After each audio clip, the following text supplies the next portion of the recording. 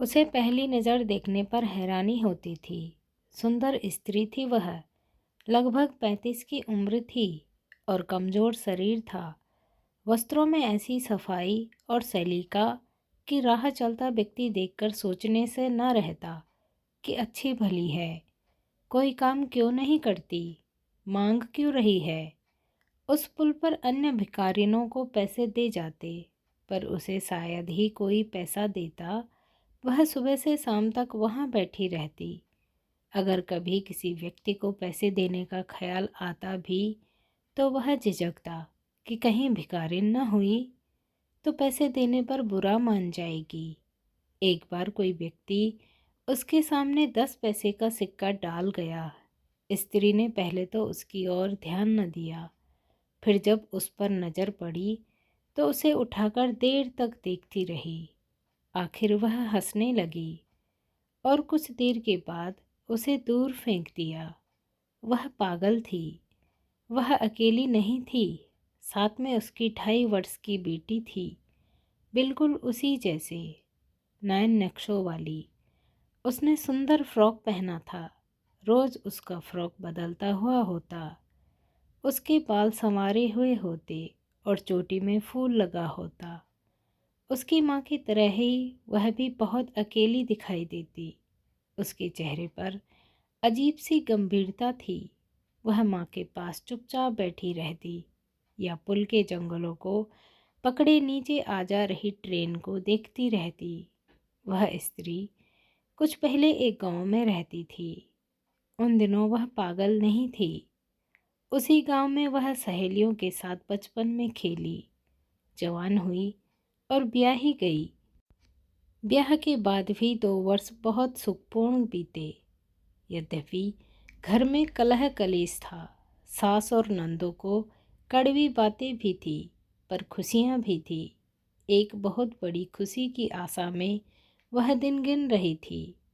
बस एक हंसता खेलता बच्चा गोद में आ जाए, फिर और क्या चाहिए।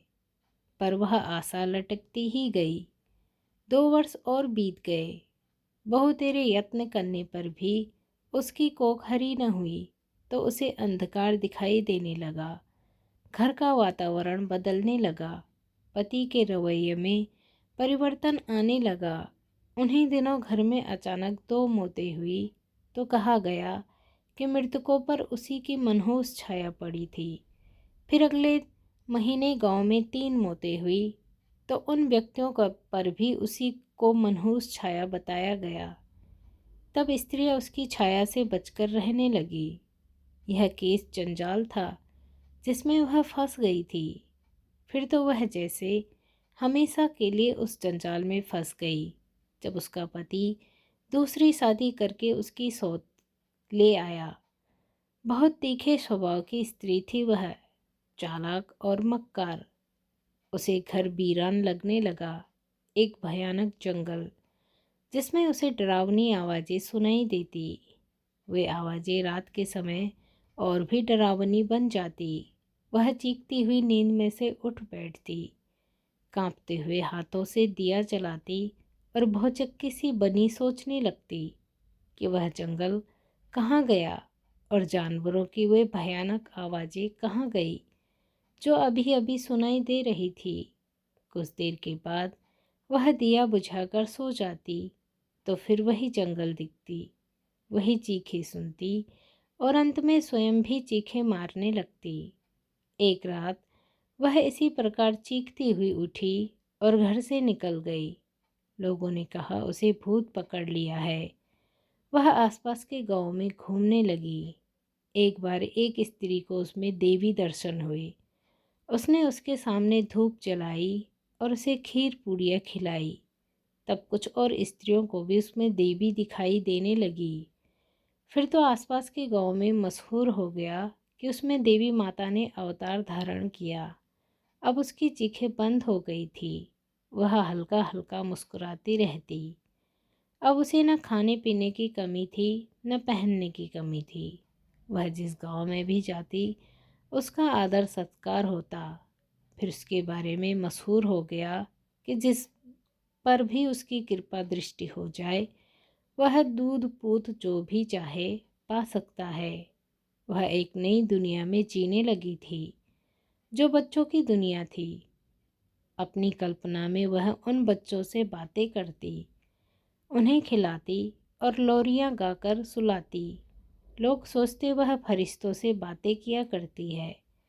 बच्चों की उस दुनिया में वह भूल गई थी जिसमें वह भटक रही थी। अब उसके सारे दुख क्लेश मिट गए थे। उस दुनिया में न जहरीले शौद थी, न विमुख पति था, न भयानक जंगल जैसा घर था। 3 वर्ष तक वह इसी हालात में गांव में घूमती रही। फिर एक बार वह ऐसी गायब हुई कि उसे किसी ने न देखा। उसको श्रद्धालु स्त्रियों ने बहुत खोज की, पर उसका कहीं पता न लगा। उन दिनों उसे अपने अंदर एक बच्चा साकार हो रहा महसूस हुआ था, और उसे डर था कि उसे कोई छीन न ले। सो वह उन गांवों से दूर चली गई थी। कुछ ही महीनों उसकी कोख भर गई थी। वह अपने बड़े हुए पेट पर हाथ फेरती और मुस्कुराती। आखिर उसने एक बेटी को जन्म दिया। फिर वह बच्चों की उसी दुनिया में बेटी के साथ दिन बिताने लगी, उसका पालन पोषण करने लगी। तब एक स्टेशन के पुल पर उसके दिन बीतने लगे। बेटी बड़ी होती गई। उसके संसार में माँ के अतिरिक्त रेलगाड़ियाँ थी, इंजनों की चीखें थी, उलझी हुई रेलें थी और लाल हरी पीली बत्तियाँ थी। वह पुल के जंगलों में से उस संसार को देखती रहती। कभी कोई इंजन चीख मारता हुआ नीचे से गुजरता तो वह भी खुशी में चीख मारती, तालियां बजाती और इंजन के उठते हुए धुएं को दोनों हाथों में पकड़ने का यत्न करती। एक अलग दुनिया थी बेटी की, एक अलग दुनिया थी माँ की। वह बहुत खुश थी, और यद्यपि वह पहले वाले दिन नहीं थे जब उसे गांव में खाने पहनने की कमी नहीं थी, पर अपने कई अभावों में रहकर भी खुश दिखाई देती थी। उसका शरीर कमज़ोर पड़ता जा रहा था। वह ज़्यादा खर्च बेटी के खाने पहनने पर ही करती। वह स्वयं कम खाती, कभी भूखी भी रह लेती। उसकी पूंजी दिन प्रतिदिन कम होती जा रही थी। उसे डर था कि जब हाथ में एक भी पैसा न रहा तो वह क्या करेगी। एक दिन वह बैठी हुई अपनी दुनिया में खोई हुई थी, और उसकी बेटी पुल के जंगलों को पकड़ने लाइनों की ओर देख रही थी। सामने से धुआं छोड़ती हुई ट्रेन आ रही थी। इंजन चीख पर चीख मार रहा था। फिर जब इंजन धुआं छोड़ता हुआ पुल के नीचे से गुजरा तो वह फिर जोर से चीखा। उसी समय एक और हृदय वेधी चीख सुनकर वह स्त्री अपनी बेटी की ओर लपकी, पर बेटी वहाँ नहीं थी। गाड़ी पुल के नीचे से गुजर चुकी थी। स्त्री ने आंखें फाड़कर नीचे लाइनों की ओर देखा तो उसकी चीख निकल गई। लाइनों में उसकी बेटी गिरी पड़ी थी, और उसके फटे हुए सिर में से लगातार खून बह रहा था। उसके आसपास लोग जमा थे। फिर वह पागलों की तरह चीखी और पुल से नीचे छलांग लगाने के लिए चली तो लोगों ने उसे पकड़ लिया। आखिर वह अस्पताल में अपनी मरी हुई बेटी को एकटक देख रही थी। उसकी आंखों में ऐसा भाव था जैसे वह समझ न पा रही हो कि वह यहाँ क्यों आई है, और यह मरी हुई लड़की कौन है। वह उठी और अस्पताल में से निकलकर चल दी।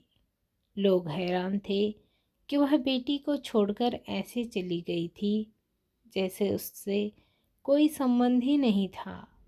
उन्होंने समझा कि वह पागल हो गई है, पर उस समय उसे होश आ चुका था।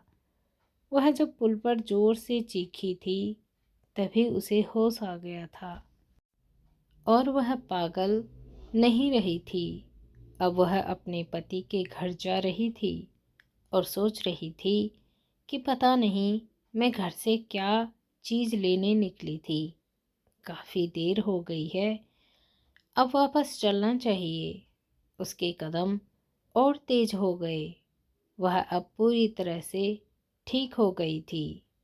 उसके साथ जो कुछ भी हुआ था उसे कुछ भी याद नहीं था और अपने पति के साथ एक नई जिंदगी जीने लगी। दोस्तों, आई होप आपको स्टोरी पसंद आई होगी। तो मिलते हैं अगली ऐसी ही इंटरेस्टिंग स्टोरी के साथ। तब तक के लिए चैनल को सब्सक्राइब करना ना भूलिए, वीडियो को लाइक करें, स्टोरी को अपने दोस्तों के साथ शेयर करें। मिलते हैं नेक्स्ट स्टोरी में। तब तक के लिए बाय। धन्यवाद। Thanks for watching.